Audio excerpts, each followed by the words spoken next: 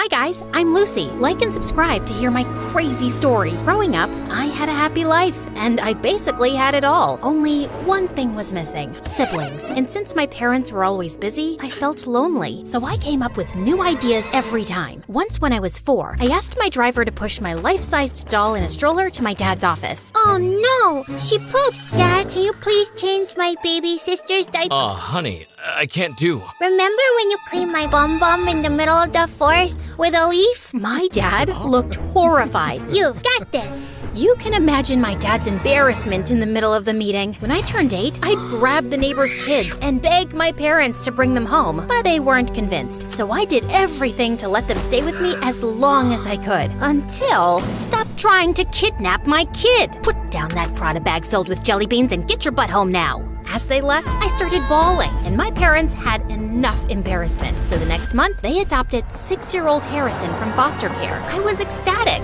Welcome to your new house. Whoa, it's so big. Is it an orphanage? He was so cute, but he didn't play with the toys our parents bought for him. Instead, he picked up the cans from the bin and played with those. He also kept wearing the same clothes until they got worn out. My heart just swelled. So I stepped up and decided everything for him since then. But outside the house, his innocence quickly made him a target for bullies. Like in primary school, this one kid, Finn, kept picking on him. Once, when he made Harrison wipe up his shoes dipped in dog poop, hey, Gross. I went full demon mode on this kid and sent him packing. But the teacher caught me giving him a black eye. Lucy Godot Raffaelli, my office now. I was in deep trouble, and I got detention for 3 weeks, and Mom had me doing chores for twice as long. But it was all worth it. Finn never messed with Harrison again. But when Harrison turned 12, he bought ponies for all the pretty girls to get their attention. This one's for you. Her name is Chestnut, and she loves carrot-flavored ice cream. Gosh, oh my gosh, thank you! As a responsible sister, I'd have to go around to all those girls' houses later to fix the damage. Chestnut's coming back with me. Hey, is that scarf cashmere? Give that to me. Stay away from Harrison, understood? I was genuinely worried that if a girl bats her eyelids at him, he'd buy her Prada bags and skirts from Miu Miu. In high school, the stakes got higher. There were more bullies who'd trick him, but the biggest threat was the hotties trying to charm him. Thankfully, my boyfriend Justin was 100% genuine. He was handsome and the best basketball player. Harrison is totally gonna get his butt whooped. And you're going to follow him around with the baseball bat beating up anyone who tries? I wish, but I have my own stuff going on too. But maybe, if you could... Nuh-uh, no way. You can hire someone like Nathan. It's not like you don't have the cash for it. I was kidding, Lucy. I sprinted off looking for Nathan. Oh, meet Nathan, the editor of our school paper. He's your typical dork, but don't underestimate him. This guy knows his work best. I remember in middle school, someone was smearing boogers on all the walls, and it turned out it was our cruelest teacher, Mr. Wobblebottom, and Nathan caught him in the act. Say cheese! So that meant if I wanted the inside scoop on any girls digging their claws into Harrison, he was the guy to ask. But when I went to the school newspaper office to find him, I didn't see him. I saw this muscled blonde guy with a nose piercing. Then I realized that it was Nathan. Wow, talk about a glow up. Puberty did him wonders. If it isn't the Queen Bee, what are you doing here? I wanted you to keep me updated on any girls getting close to Harrison, and I'm willing to pay anything. I slid an envelope bursting with cash across the table, but Nathan just laughed. An info for an info. Tell me more about Justin. Justin? Why? Guys want to be him, girls want to be with him, so you feed me the info on his lifestyle, and I'll help spy on your little brother. Deal? I wanted to smack Nathan so bad, but now I'm stuck. Spilling the tea about Justin isn't a big deal, and it might even get him more fans. For the next month, I got the inside track on any girls who had their eyes on Harrison and shut him down early. And all I had to do was listen to Justin a bit more when he started gushing about his new protein powder or whatever. But things got messy when the first article on Justin came out. Gains come my ways. He stopped me at my locker and shoved his phone in my face. Do you know anything about this? Your special no-carb meal plan? In the school paper. How'd they find out about that? I eat my lunch in the gym storeroom just to keep it a secret. Only 2 people know about it. My trainer and you. Don't get so worked up. It's just a diet. Meal plan.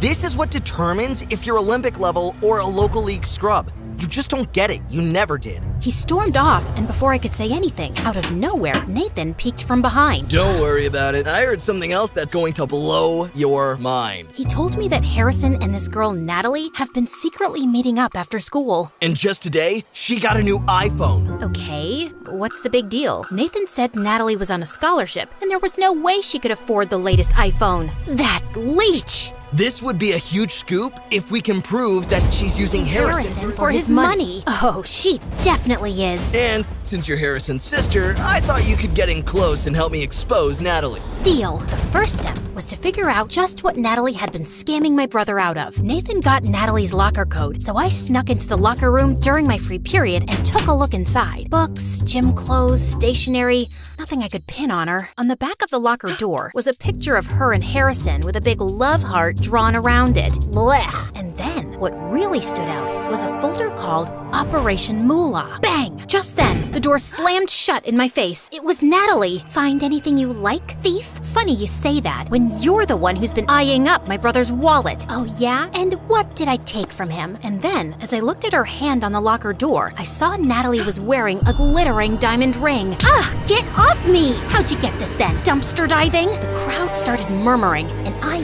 waited to see Natalie crumble, but she didn't. She looked more confident than ever. Harrison did give it to me as a promise ring. He gave this to me because he wants to go steady from now on. And before I could react, a couple of girls squealed, running out of the crowd to cheer for Natalie. I went back to Nathan to tell him what happened.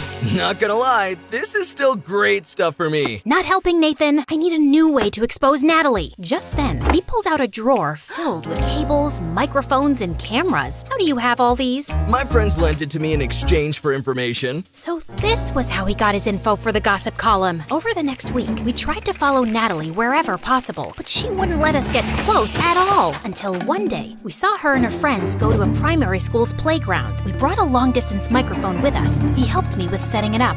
I can really hear them. Wow, what's that? I threw the headphones off before my eardrums burst. Some snotty kid was yelling right into the microphone. Go away from here. It's not cotton candy. I immediately realized my mistake. The kid started bawling his eyes out. Natalie and her friends whipped around at the voice, and they started walking towards us. Oh God, what should I do? They kept walking closer to us, so I pulled Nathan close and kissed him. I can't have her thinking I'm following her, can I? Ugh, get a room. I pulled away from Nathan, startled. Just then, Natalie and her friends turned around and walked away. Wow, that was great. Not another word. I was bewildered as I was still with Justin. So when I got home, I texted and called Justin, but he didn't respond or return any of my calls. But it's not like I wanted it. I just did it to show Natalie that we have better things to do than stalk her. I hesitantly shoved the feelings away and moved on to the next plan. Harrison was taking Natalie on a date to a street festival. Nathan had an interview with some of the staff there and scored us a mascot costume. Unfortunately,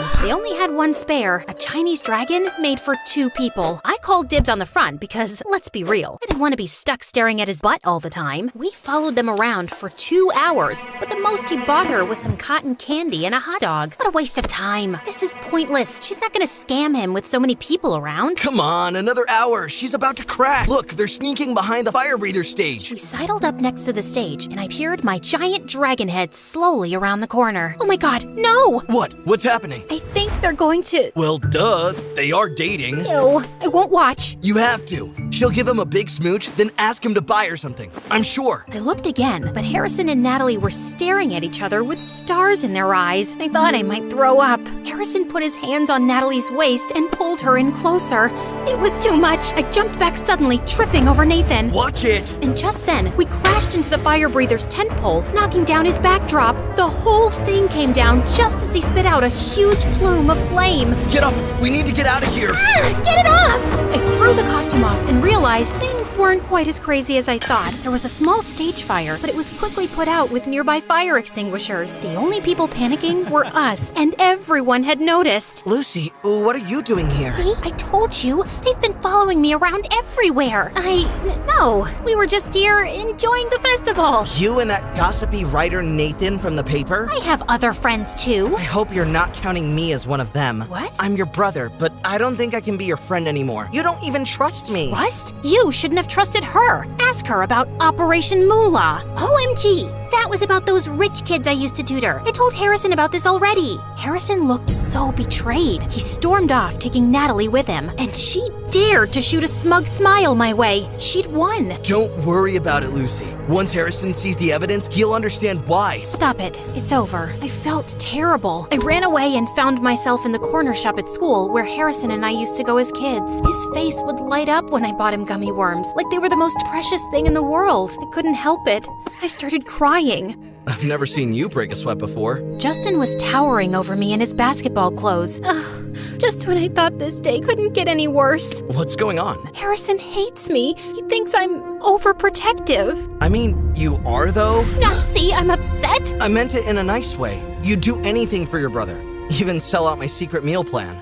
You knew? I figured it out later, and that's when I realized you haven't got room in your heart for another guy at the moment. Not while you're still looking out for Harrison. I thought you'd be angrier. I'm so sorry. I'm a terrible person. Not at all. I knew you had to have a good reason. You're a good person, but it's not possible for us to move ahead. Justin pulled his bag over his shoulder and started to walk away. You know, if you had more faith in Natalie too, you'd probably find something worth looking for. And with that, he was gone. But he'd given me an idea. I headed across town to the one place I'd find out who Natalie really was. Her house. Natalie's mom opened the door and invited me in. The place was falling apart. We got to chatting about Natalie's home life. And then I realized how wrong I was about Natalie. I left calling Nathan. Hello? Yeah, I'm fine. Don't worry. I need you to do something for me. Consider it a payment for staring at my butt all day. I'll text you through the deets later. Gotta go. I rushed home and started planning the event. It took a couple of weeks to get everything together, and Harrison was giving me the cold shoulder and was dead silent at family dinners during that time. It'll all be worth it. I gathered everyone in the front yard of Natalie's house, including Natalie's mom and Nathan. And when I saw Natalie and Harrison coming around, hit the cannons! Confetti drifted through the air as hundreds of people started cheering and waving. What's all this? When I visited the other week, your mom told me everything about your dirtbag dad walking out on you and taking everything you had and then leaving you in this place. No offense, but it's held together with crazy glue. So I wanted to do something for you, and I put together a fundraiser, with your mom's permission, of course. I don't understand. They're buying us a new house. Natalie was speechless. The first time I had ever seen her without the smug, all-knowing smile on her face. Who are all these people? I put the word out on my network about Natalie's situation. Everyone was more than happy to pitch in. I didn't even have to blackmail anyone this time. I elbowed Nathan in the gut. Not the time. So, Natalie, I want to apologize. Natalie's eyes started to well up, and she ran around the back of the house. Harrison followed right after her, and I couldn't help but see if everything was okay. I found them sitting on the rusty swing set, Harrison comforting Natalie. Hey, I'm sorry if I stuck my nose where it wasn't wanted. No, not at all. I really appreciate it. It's just, I don't deserve it. The truth is, when I first started seeing Harrison, I knew you were rich, like mega rich, and I thought if I got close to you, maybe I'd get some of the things I knew Mom could never afford for me, like that phone and the ring. No, Harrison just got that for me, and I wanted to wear it and feel rich for once, to not be looked down on because I don't have as much money as everyone else. Actually, that's something Harrison and I bonded over. He got picked on for having so much money, and me for not having enough. I thought we had something deeper than that. We do. Once I saw how amazing you were, I felt guilty, and I couldn't possibly think of asking for money, gifts, or anything. I just wanted you, your big, innocent eyes and your charming smile. Harrison and Natalie locked eyes, and maybe I should have seen it sooner, but they really did like each other. Harrison, I'm sorry I didn't trust you. You just need to let me make my own mistakes sometimes and meet new people. You don't have to worry. I only have one sister, and that's special, no matter what. Harrison gave me a big hug. I didn't want to let him go again. Not so tight from now on, okay? I'll try. I let go. Room for one more? Not now, Nathan. Aw, come on. I got all these people here. Oh gosh, I need to go thank everyone. Natalie and Harrison ran off, leaving Nathan and I on the swing set together. You know, this fluff piece stuff never sells nearly as well as juicy gossip. How do you plan to make it up to me? Well, maybe we can make some juicy gossip of our own. I put my hand on Nathan's, and he blushed. For once, his cool guy attitude had cracked, and I thought maybe I have another innocent guy to look after from now on.